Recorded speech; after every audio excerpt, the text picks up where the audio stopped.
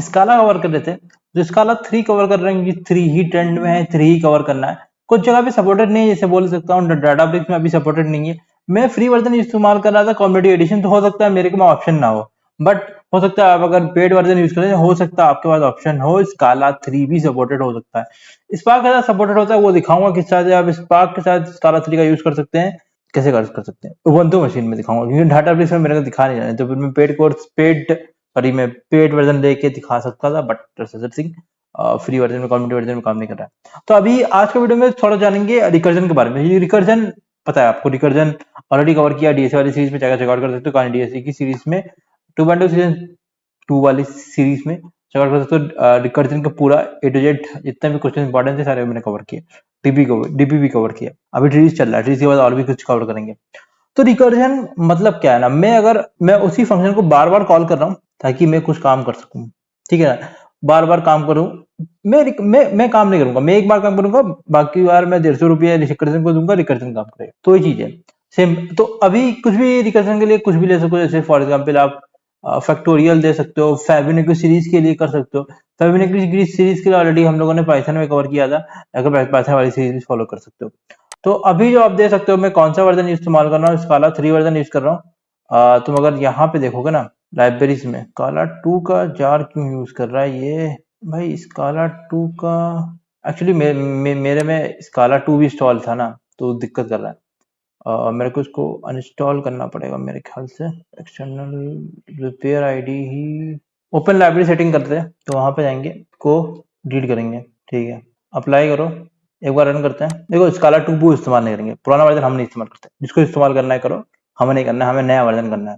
दिक्कत कर रहा है यार अनइंस्टॉल मारे, एक तो पुराना वर्जन 2 वर्जन पड़े ना, तो उसको अनइंस्टॉल करना पड़ेगा। नया प्रोजेक्ट करते हैं, नया प्रोजेक्ट सेटअप करते हैं, आपको दिखाते हैं नया प्रोजेक्ट करते हैं सेटअप करके। भाई देखो नया प्रोजेक्ट सेटअप करते हैं, बाहर में जाओ, पुराना वर्जन नहीं इस्तेमाल करेंगे। देखो इस पुराना वर्जन पर एक तो सैप का 21 वर्जन सबसे लेटेस्ट 21 वर्जन वो करेंगे और डाउनलोड करेंगे, और यहाँ पे स्काला का 3 वर्जन इस्तेमाल करने वाले, 3.3 वाला। तो इसका कोई भी नाम ले दो, जैसे फॉर एग्जाम्पल मैं यहाँ पे नाम दूंगा रिकर्जन, रिकर्जी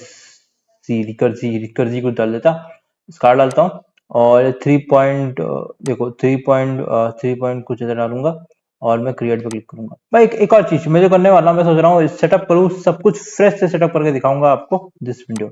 हाँ, सब कुछ फ्रेश से सेटअप करके दिखाऊंगा, किस तरह से स्काला इंस्टॉल करते हैं, किस तरह से स्पार्क इंस्टॉल करते हैं, सब कुछ करेंगे, और सब कुछ नया वर्जन करेंगे इस बार, पुराना वर्जन कुछ नहीं।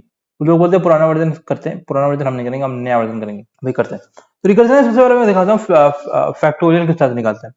जब तक वो होल है तो बता देता हूँ फैक्टोरियल किस तरह से निकालते हैं। मतलब क्या फैक्टोरियल का मैं अगर दिखाऊं, मैं किस तरह से, मैं इसको इस तरह से कमेंट आउट भी नहीं कर सकता। जैसे फैक्टोरियल मेरे को 4 का फैक्टोरियल निकालना है। 4 का फैक्टोरियल क्या होता है, पीछे जाऊंगा, 4 into 3 into 2 into 1, 4 into 2 into 1, 4 into 2 into 3, तो बस 4 से 12, 12 24, 24 आंसर है, होगा 24 आंसर है। No SDK in module. Okay, SDK installed. Scala 3 is support is being actively developed. Please use Nightable to benefit for the new improvements. अच्छा, देखो तुम मुझे ना समझाओ। तो ये तो फैक्टोरियल, अब फैक्टोरियल निकालने क्या कर सकता हूँ मैं, तो एक तो फॉर लूप का इस्तेमाल कर सकता हूँ। फॉर लूप को किस तरह से कर देंगे, फॉर लूप करेंगे, बार बार जाएगा वहां पे काम करेगा, ठीक है। तो फॉर लूप करते हैं, फंक्शन बना दो, डेफ्ट फैकी नाम का फंक्शन बनाएंगे। इसमें एक क्या डालोगे, रेस्ट बना दिया इंटीजर, और इसको इंटीजर कर देंगे। एमबी नाम का बना देता हूँ इनपुट। यार देखो फालतू का सेशन में दिखाता रहता है। वाई रेस्ट करेंगे, रेस्ट एक बना दिया, रेस्ट को यार तुम रिजल्ट को 1 डाल दो, बाय डिफॉल्ट 1 डाल दो। मैं तो कुछ भी कर सकते हो यार, सीएससी में इनपुट टाइप पे दिखा सकता हूँ कि मैं क्या ये दिखा सकता हूँ, पर मैं दिखाऊंगा नहीं अभी। वैर कर रहा हूँ, वैर मतलब क्या, मैं उसको अपडेट कर सकता हूँ रिजल्ट को, ठीक है। वैल करूंगा तो अपडेट नहीं कर सकता, ये चीजें हैं। अब मैं फॉर लूप किस तरह से जाएगा, फॉर आई, ये इस तरह से करके मैं थोड़ा सा स्पेस देके बढ़िया से कर सकता हूँ, और उसके बाद मैं क्या करूंगा, मेरा यहाँ पे फॉर मैं अलग से इटरेट कर सकता हूँ, जो भी जहां से भी इटरेट करना है वहां पे इटरेट कर सकता हूँ मैं। बाय द वे इसको इस तरह से करके बाद मैं नेक्स्ट लाइन पे आऊंगा, थोड़ा सा इस तरह से करूंगा, रेस्ट को क्या कर दूंगा, rest equal to rest into जो भी आई है हमारा। स्काला 3 में किस तरह से मैं फैक्टोरियल फाइंड कर सकता हूँ यूजिंग फॉर लूप, थोड़ा मैं बता दिया है स्काला 3 में, अब दिखाता हूँ, मैंने ऑलरेडी लिख के रखा है ताकि आपको एक्सप्लेन कर दूं किस तरह से कैसे करते हैं। सबसे पहले तो डेफ फैक्टोरियल मैंने डाला है, उसमें मैंने पैरामीटर डाला है एमबी नाम का, उसमें इंटीजर डाला है, कौन सी डेटा टाइप है उसका, साथ में मैं सॉरी कौन सा टाइप है वो पैरामीटर का टाइप क्या है वो बता रहा हूँ। साथ में कॉलन डाल के बताया कौन सा रिटर्न टाइप है हमारा फंक्शन का वो डालना है। ठीक है, उसके अंदर मैं कोई भी एक रेस बनाया ना, मैं वेरिएबल बनाया, इंटीजर बना दिया, उसको मैंने इक्वल टू 1। अब इसके बाद मैंने फॉर लूप का इस्तेमाल कर रहा हूँ, आई ऐसे करके ऐसे सिंबल बना देना 1 2 MB, मतलब वहां तक जाएगा, मतलब MB जो भी हमारा 4 है तो 4 तक जाएगा। यहाँ पे फॉर लूप इस तरह से हम लोग फॉर लूप क्रिएट करते हैं, हमको बताया। देखो फॉर लूप में ऐसे क्या होता है ना, अगर मैं 1 से करके रखा है यहाँ पे बताया मैंने स्पेसिफिकली, या फिर 1 से मैं अगर डायरेक्टली मैं एरे का नाम होगा तो मैं डायरेक्टली एरे का नाम डाल दूंगा तो एरे मेथड करेगा। अब यहाँ पे डू करके बोला है कि ये काम करो, ये काम करना है तुमको, res equal to res into I. अब इसके बाद में एक्सप्लिसिटली मुझे बोलना पड़ेगा फॉर लूप को यहाँ पे स्काला में कि यार फॉर को बंद भी करो, फॉर को बंद करो। पाइथन में क्या होता है ना, बंद बोलने की जरूरत नहीं होती, वो खुद कर लेता है। तो थोड़ा बहुत कॉपी किया स्काला वाला ने, पर पूरी तरह से कॉपी नहीं किया है। एक्स्ट्रा चीजें हैं, जैसे एंड फॉर बताना पड़ेगा मुझे, भाई मेरा फॉर एंड हो रहा है, तुम एंड कर दो फॉर को, जैसे बता सकते हो, जिसके बिना बता के देखना चल रहा है कि नहीं चल रहा है। ठीक है, तो वो तो होता है। तो उसके बाद मैंने रेस्ट कर दिया। अब इसके बाद मेरा फंक्शन बंद हुआ है, ये भी बताना पड़ेगा। मेरा फंक्शन भी बंद हो गया, अब फंक्शन का काम खत्म हो गया, अब तुम आराम करो। उसके लिए एंड फैक्टोरियल, यहाँ पे इसका नाम मेथड का नाम, ये देखो फॉर का नाम। अब इसके बाद पिट रन किया और एमबी इक्वल टू 4 डाल दिया। अब मैंने रन करूंगा, इसको रन करूंगा, मेरा फैक्टोरियल आ जाएगा यहाँ पे। ठीक है, ये सिंपल तरीका है फैक्टोरियल फाइंड करने का। 24, ठीक है, फैक्टोरियल आ गया। तुम्हें लग रहा सही कर रहे हैं कि नहीं कर रहे, 5 करके देख लेते हैं, 5 करके देख लेते हैं। तुम्हें लग रहा गड़बड़ है ना, 5 करके थोड़ा हैलैक, थोड़ा दिक्कत हो रही है यार। इंटीजर का शॉर्टकट बड़ा अलग ही है यार, ये थोड़ा शॉर्टकट इंटीग्रेट कर दिया फिर भी यार शॉर्टकट अलग आ रहा है, नहीं काम कर रहा है, बहुत बेकार है। तो और एक और चीज यार, स्काला 2 बार बार ले जा रहा है, क्यों ले रहे हो स्काला 2? जब स्काला 3 में काम करना है, स्काला 3 स्पेसिफिकली डाउनलोड करके रखा है मैंने, फिर भी तुम स्काला 2 इंस्टॉल करना है। मैं क्लीन अप करूंगा स्काला 2 पर 2 सब हटा दूंगा, स्काला 3 पे काम करेंगे, 2 को बाय बाय करेंगे। ठीक है ना, ये हो गया हमारा फैक्टोरियल, ये फैक्टोरियल फॉर लूप के थ्रू। अब इसी चीज को मैं रिकर्जन के थ्रू करना चाहता हूँ। रिकर्जन में डेफ सॉल्व नाम का फंक्शन बनाते हैं यार, मुझे आदत हो गई सॉल्व नाम का फंक्शन बनाने की। सॉल्व मैम सॉल्व बताया ना, याद आ रहा है। डीएससी सीरीज नहीं फॉलो किया, फॉलो कर सकते हो। इसको मैं एक इंटीजर बना दूंगा, तो मैं एक इंटीजर बना दूंगा, इक्वल टू करूंगा, नेक्स्ट लाइन पे आऊंगा, if MB equal to 1 do 1। ठीक है, अभी देखते हैं एल्स में क्या करना है, MB into solve MB minus 1 कम करना है ना, ये चीज है पे एंड सॉल्व प्रिंट एलन। भाई मैं जाऊंगा वीएस कोड में वापस, ये 4 करते हैं ना, 4 3 या 12 12 टू 24 24 आना चाहिए। ठीक है, एरर क्यों दिखा रहा है यार, if equal to 1 then till then, okay then करना पड़ेगा क्या मुझे? तो रिकर्जन का भी कोड लिख दिए, देखो क्या सॉल्व एमबी 1 किया, इफ एमबी इक्वल टू 1, अगर वो 1 है तो क्या करना है, देन 1 कर दो। इफ में क्या होता है, इफ में हम लोग इफ के साथ देन का इस्तेमाल करते हैं, यहाँ पे इफ के साथ देन का इस्तेमाल करते हैं। फॉर लूप में हम लोग डू का इस्तेमाल करते हैं। तो कुछ चीजें आपको याद रखना पड़ेगा, स्काला 3 में ऐसा करना पड़ता है। कॉम्प्लिकेटेड थोड़ा किया है, पाइथन का नकल किया है, पर पूरी कॉपी नहीं किया कर सकता हूँ। एल्स में क्या करूंगा, एल्स में मैं जो भी MB into solve MB minus, तो क्या हो क्या रहा है, यहाँ पे 4 डाल रहा हूँ। यहाँ पे जब एमबी इक्वल टू 1 आएगा तो रिटर्न कर देगा उसको, देन का मतलब रिटर्न कर दे रहा है। ठीक है, और एल्स में क्या होगा ना, 4 इंटू सॉल्व एमबी माइनस 1 किया, मतलब क्या ना 4 इंटू 3। अब रिकर्जन में फिर जाएगा 3 इधर 2 इधर 3, तो जब मल्टीप्लाई होगा 4 इंटू 3 इंटू 2 इंटू 1, तो कितना होगा 4 इंटू 3 इंटू 2, तो 4 3 या 12 12 इंटू 4 जो आंसर आ गया। ये हो गया हमारा रिकर्जन का पार्ट। यही चीज अब इसके बाद हम लोग टेल रिकर्जन करेंगे। टेल रिकर्जन का कोड लिख देते हैं। टेल रिकर्जन बताता है, क्या बताता है, recursion call, recursive call should be the last, recursive call should be the last statement in the function. क्या बोल रहा है, recursive call should be the last statement in function, ये बोलता है टेल रिकर्जन। अब टेल रिकर्जन कर क्यों गया, रिकर्जन के साथ क्यों नहीं खेल रहे? रिकर्जन कहीं ना कहीं मेमोरी एफिशिएंट नहीं है, कहीं किसी केस में आपका टीएलई मार सकता है, बहुत ज्यादा टाइट केस तो टीएलई मारेगा। रिकर्जन को टेल रिकर्जन करने ज्यादा सही रहेगा, उसमें मेमोरी मेमोरी कम यूज होता है। तो ये देख रहे हो कहीं ना कहीं यार, यहाँ पे इसकी मेमोरी खा रहा है, यहाँ पे मेमोरी खा रहा है, यहाँ पे ये मेमोरी खा रहा है। यहाँ पे डेफ मैं यहाँ पे सॉल्व मेम कर दे रहा हूँ। ठीक है, सॉल्व मेम कर दे रहा हूँ, यहाँ पे मैं एमबी को इंटीजर ले लिया, अरे 2 में डाल दिया क्या, 2 कैसे डल गया यार, इंटीजर कर दिया मैंने। नेक्स्ट सेकंड लाइन पे आऊंगा, यहाँ पे चेक करूंगा mb इक्वल टू 1 है। अगर mb इक्वल टू 1 है तो देन क्या करना पड़ेगा, mb इक्वल टू 1 है और साथ में एक और चीज पास करूंगा एज अ पैरामीटर, रेस्ट को ऑलरेडी मैं पास कर दूंगा। ठीक है, रेस्ट को मैंने यहाँ पे पास कर रहा हूँ तो रेस्ट मेरा इंटीजर होगा, मैं ऑलरेडी बता दिया रेस्ट हमारा इंटीजर है।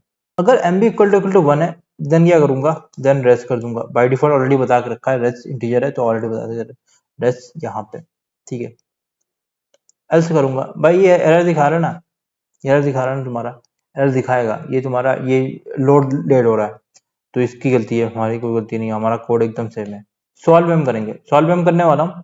उसके अंदर क्या करूंगा, जो इनपुट था हमारा जो एमबी है उसको -1 करूंगा, साथ में रिजल्ट इस बार क्या करूंगा, जो भी हमारा रिजल्ट है इनटू इनपुट कर दूंगा। इनपुट हमारा एमबी है, जैसे ऑलरेडी बता रहा हूँ यहाँ पे। ये लड़की क्यों दिखा रहा है, ये देखो देखो ना, इतना इतना बेकार लगता है ये।